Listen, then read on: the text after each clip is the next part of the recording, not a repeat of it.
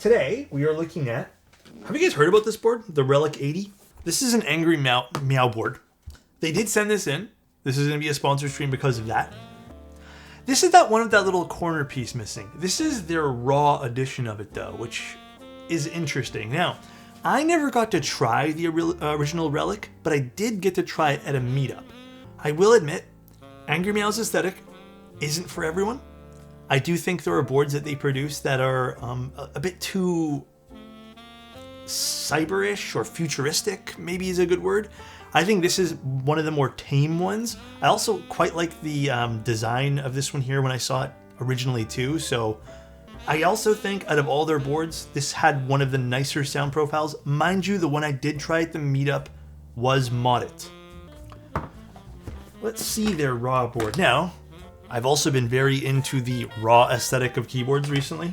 So this is right up my alley. I do think they sent over the pre-assembled unit. So we'll probably do a teardown of this. I wonder if this is like purely raw aluminum and it's been clear coated like we did with the Manta. So what else do we have in here? We have a decent braided cable. Oh, this is their leaf springs. This is really cool, by the way. A lot of their boards have this kind of stuff. Actually, you know what my favorite product from them was? That 60% with those little touch things in the front. Yeah, the compact touch. That was something. That was a really cool one. Little card, and then we have some extra foam here on the bottom, which we're just going to leave inside the box. Do not remove. Returns only accepted if seal is intact. Inspect product before removal. How do you inspect a product without removing the tag?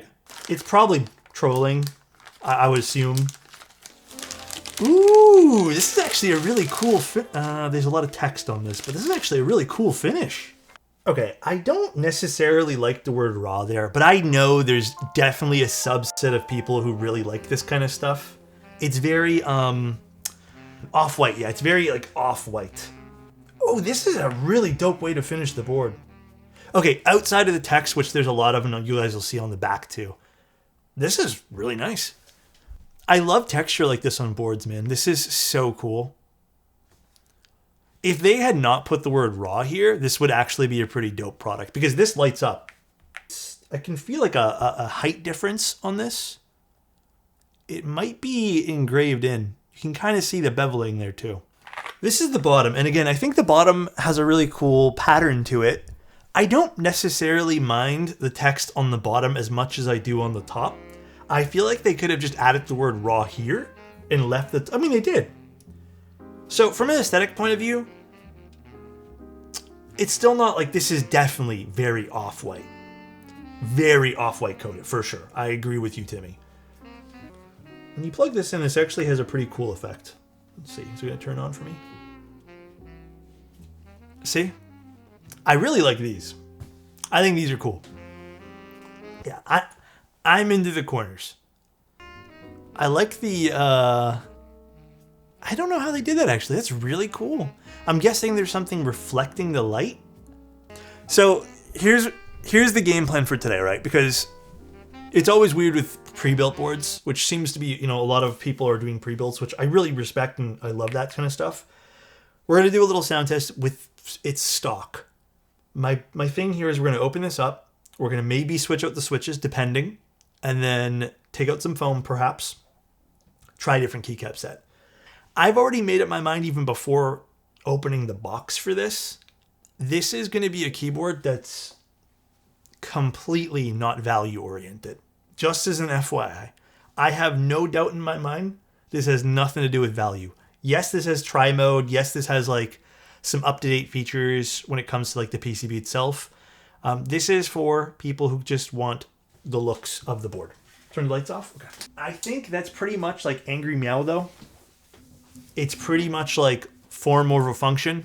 But right off the bat, I like the overall aesthetic of this with the raw. I think it suits this Relic style board. It almost looks worn, you know, battled. I like this a lot. I know this has a 19mm front height, which I appreciate. This kind of looks like a weathered down version of the Rama U80, believe it or not. I don't like the word raw on this. I do think this is probably, like we talked about just before, this is definitely for someone who wants more of that off-white branding. you know, that kind of style, a bit more hype, it's not going to be for everyone. To the board's credit, the board has a better sound than other AM boards.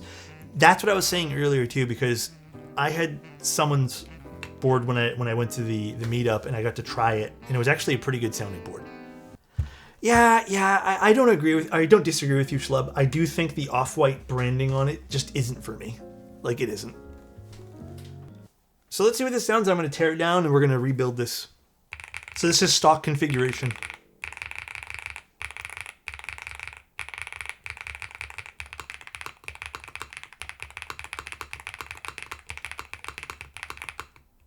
Yeah, actually, this is not bad for stock.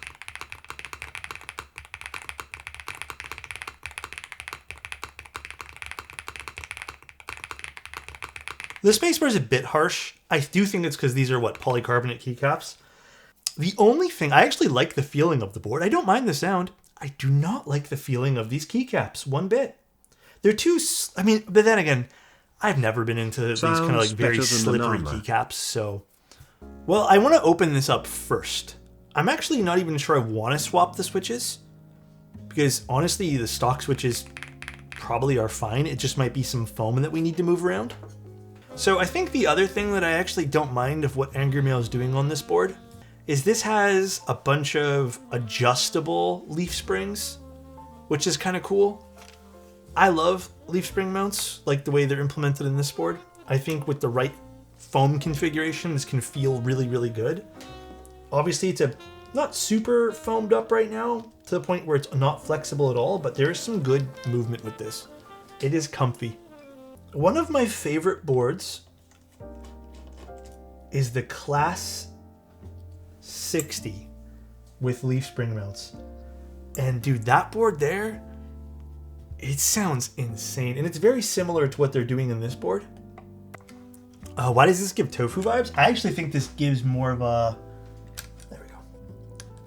To me, this is giving more of a Rama U80 vibe. See, this is a cool mounting system. I'll give him that, man. The mounting system's super dope. Oh, so that's how they're doing the LEDs on these things. Can you guys see this? This is cool. So that's why it looks kind of like a gemstone cutout. Cool.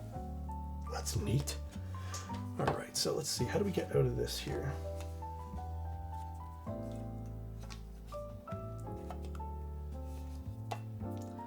Oh.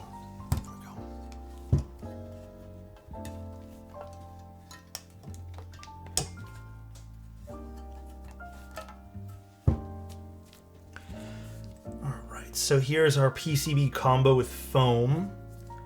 And we even have foam here, but you know what? Let's try to take out some of this foam here too. All right, I will say the routing here on the bottom, very well done. All right, and then okay, this is, again, not just for Angry Mail. This is for every company who's doing this right now, because I feel like it's a bunch. Can we please stop with these adhesive foam things on the back of PCBs? The reason I say this, right, is not because I want to be critical for the sake of just finding something to hate. If I want this board and I just want to experiment with different levels of foam, how do I take this foam off nicely without destroying it? I really don't think this needs to be adhered onto the bottom of the PCB. It limits creativity with your product almost. Like, I just don't really understand why you'd even ever do this.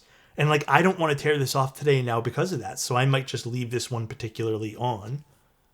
Angry Mail put removable standoffs. I think they are. Wait, are they? They are. Wow. Okay, Angry Meow.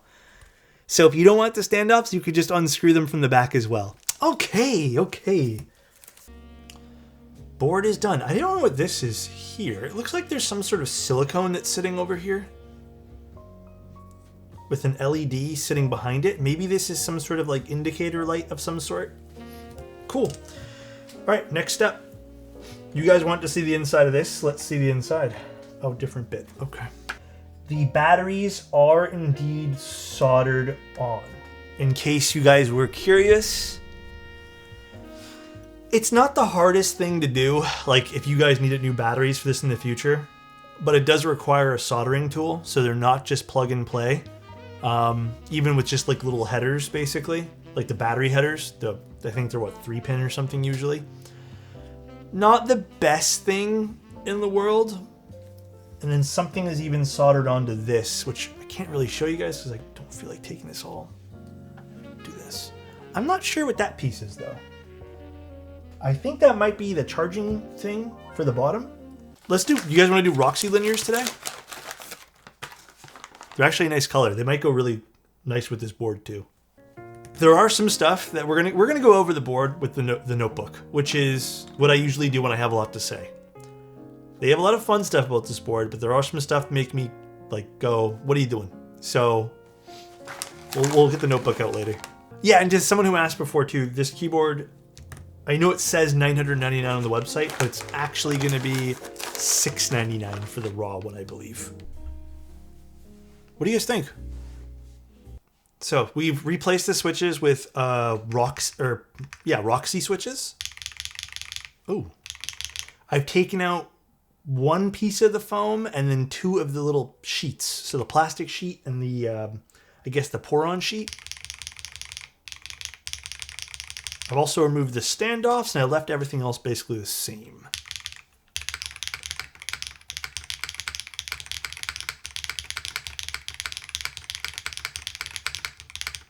I don't love the space bar, but I'd be curious if we remove the gaskets underneath the space bar, basically, or the leaf springs, which we might do here in a moment. I love the alphas.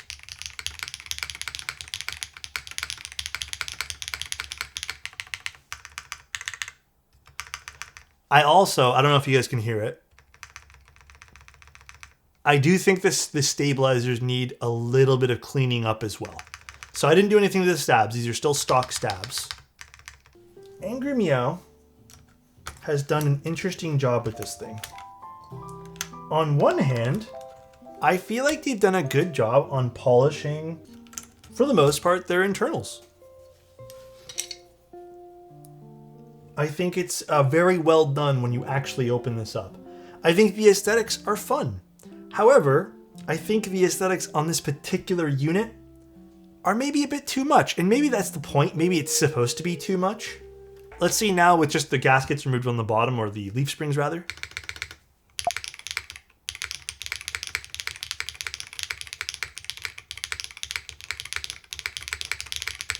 A lot better. All right, let's get the book and go over everything. Let's do it. Shall we, guys? Book time. Let's go over the aesthetics. It's nice. I think they did a good job with the raw finish. I would have really preferred to not see this raw thing here so I can really appreciate it and really focus in on the finish. I also like the bottom finish of the board. Again, text aside, or font aside here. This is cool. I like what they did here. This looks good, like the pattern on the machining. But again, I feel like it's a little hard to appreciate past all the off-brand or off-white branding.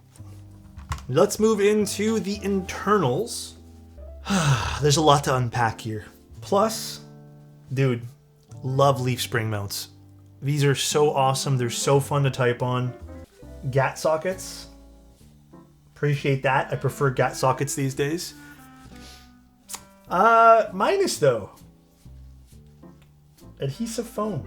I understand that some of these boards are not really meant to be opened up, but like if you're selling a custom keyboard or a high-end keyboard, I don't think adding a non-adhesive foam makes that much of a bit of difference. 90% of the times, there's going to be so much force and friction on the bottom that it's going to stay in place anyways. So what the fuck does it need to be adhered to the back of the PCB for? Outside of adhesive foam though, we're going to give another minus to the battery is soldered. I don't think this is a positive or a minus. There are some flex cuts on the PCB. I don't personally think there's enough to make a huge difference in sound. I'd have to really test it, but it does have some flex cuts. Some do plus minus on this, some flex cuts. Internal layout's awesome. So the way they put everything together inside the keyboard, pretty good. To me, that's a big one too. I don't like solder-on standoffs. Minus though, and this is another big gripe I have, and I feel like this is a bit of an outdated design thing. It's not the end of the world. So this is a very minor thing. But you guys remember when I was taking this apart and like Crummy basically said, oh, it's top mount. And I said, no, because the PCB sits in this like, essentially the PCB has like the plate PCB assembly rather. When you put switches in, it has an overlap or an overhang. And the way that they have the bottom of the case and top of the case, the screw points for the case are really large and wide. And essentially you kind of need to like fiddle with it or take out switches to kind of get it to work properly and sit without having to like force it or break something. Now I think past all this stuff here, who is the board for?